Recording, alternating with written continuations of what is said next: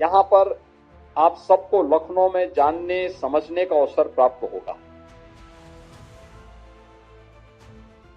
जो संवाद से मैं सुन रहा था, देख रहा था, देखिए देश के प्रधानमंत्री जी ने देशवासियों के सामने एक बड़ा विजन रखा है, विकसित भारत का। भारत विकसित होगा कब? जब हर भारतवासी के मन में विकसित होने का एक संकल्प होगा, उसे अपने जीवन का हम मंत्र बनाएंगे तब। कांधला हो, कालाहांडी हो, सिंहभूमि हो, गढ़चिरौली हो, कांकेर हो, नारायणपुर हो,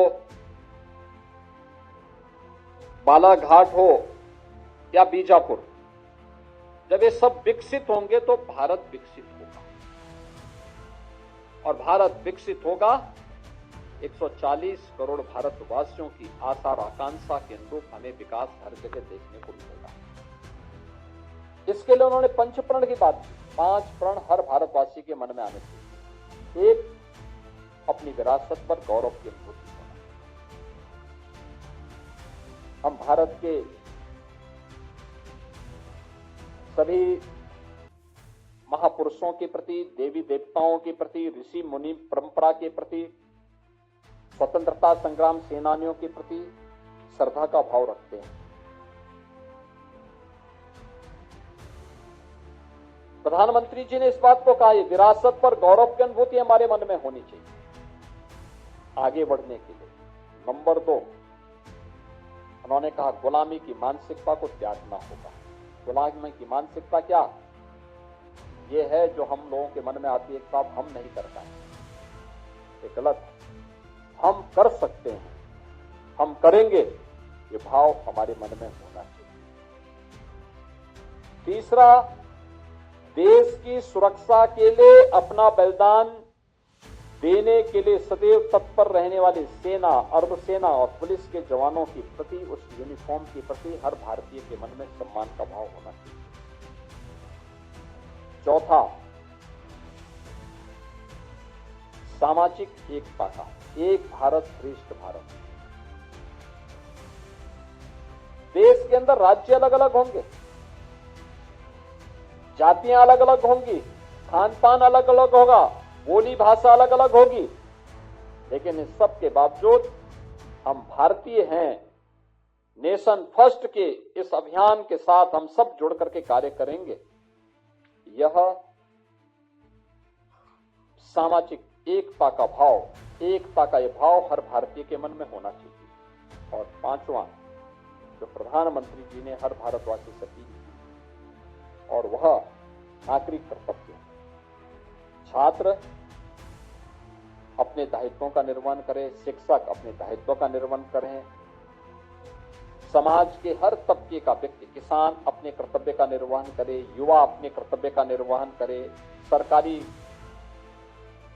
सेवक अपनी कर्तव्यों का निर्वहन करें, हर जनप्रतिनिधि अपने कर्तव्यों का निर्वहन करें। नागरिक कर्तव्य के रूप में जिस व्यक्ति की जो जिम्मेदारी है, ईमानदारी से उस कार्य को करना, यही हमारा राष्ट्रीय दायित्व होना चाहिए।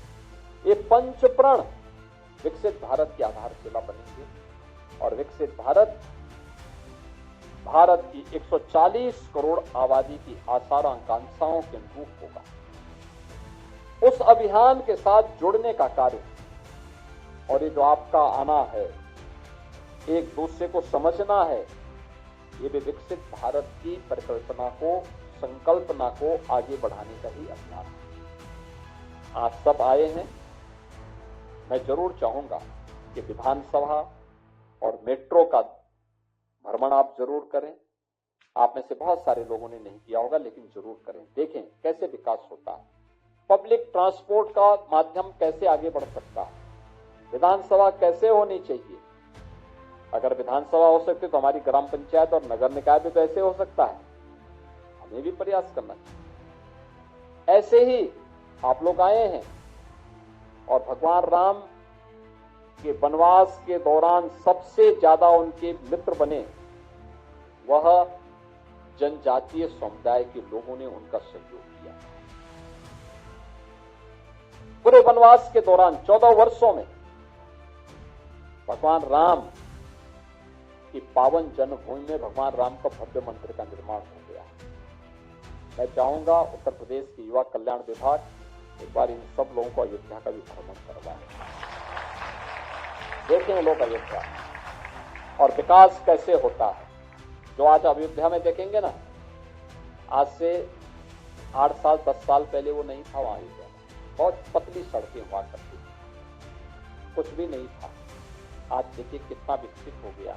एक बार देखिए उसको और अपने यहाँ भी बताइए अयोध्या में कैसा विकास हुआ है, लखनऊ में कैसा विकास हुआ है।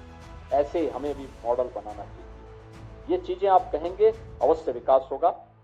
आप सब माई भारत के इस अभियान के साथ जुड़े, देश की एकता और अखंडता के लिए अपने को तैयार करेंगे। इस विश्वास के साथ मैं आप सभी के प्रति आगमन पर हृदय से अभिनंदन करता हूं। वर्तमान में यहाँ पे शारदीय नवरात्रि के कार्यक्रम चल रहे हैं। जगत जननी मां भगवती की अनुष्ठान के आयोजन और 2 अक्टूबर को विजयादशमी भी है। तो आप सबको मैं शारदीय नवरात्रि और विजयादशमी की भी मंगल में शुभकामनाएं आप सबके प्रति व्यक्त करता हूं। धन्यवाद। जय हिंद।